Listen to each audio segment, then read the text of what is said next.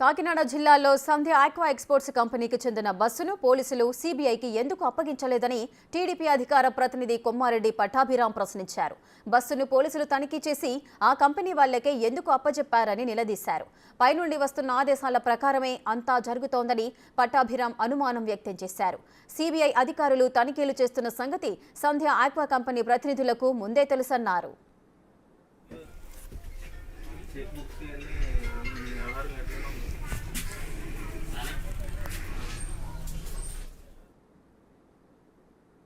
కంటైనర్తో ship బయలుదేరిందని చెప్పి ఆ కంటైనర్ని తరలించినటువంటి ocean network express company చెప్తా ఉంది.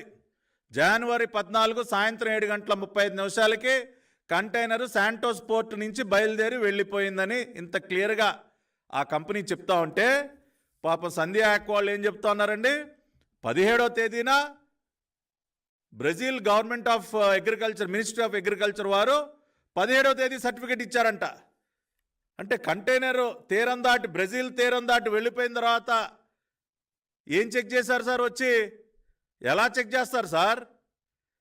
వచ్చినటువంటి కంటైనర్లో ఉన్నటువంటి డ్రై ఈస్ట్లో 25,000 కిలోల డ్రై ఈస్ట్లో కొకైన్, హెరాయిన్ వంటి డ్రగ్స్ కలిసి ఉన్నాయని ఎప్పుడైతే సిబిఐ వాళ్ళు కనుగొన్నారో ఆ వ్యవహారాన్ని కప్పిపుచ్చడానికి మాకేదో మినిస్ట్రీ ఆఫ్ అగ్రికల్చర్ బ్రెజిల్ వాళ్ళు ఏదో సర్టిఫికెట్ ఇచ్చారని చెప్పి ప్రజల్ని నమ్మించేటటువంటి ప్రయత్నం చేస్తూ ఉన్నారు.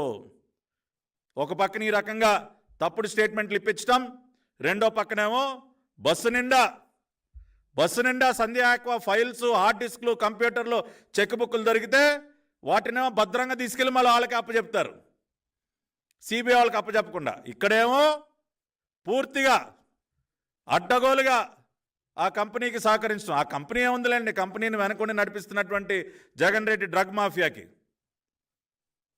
ఆ రోజునేమో పోర్టులో హడావుడి చేశారు సిబిఐ వాళ్ళు తనిఖీలు చేస్తుంటే, నిన్నేమో దొరికినటువంటి బస్సుని వెనక్కి ఇచ్చేశారు. ఇంకొక పక్కనేమో ఈ రకంగా తప్పుడు ప్రెస్ నోట్లు ఇప్పిస్తూ ఉన్నారు. కాబట్టి చాలా స్పష్టంగా జరుగుతున్నటువంటి పరిణామాలన్నీ గమనిస్తే 100% కంటైనర్లో వచ్చినటువంటి డ్రై ఈస్ట్లో మత్తు పదార్థాలు ఉన్నాయి.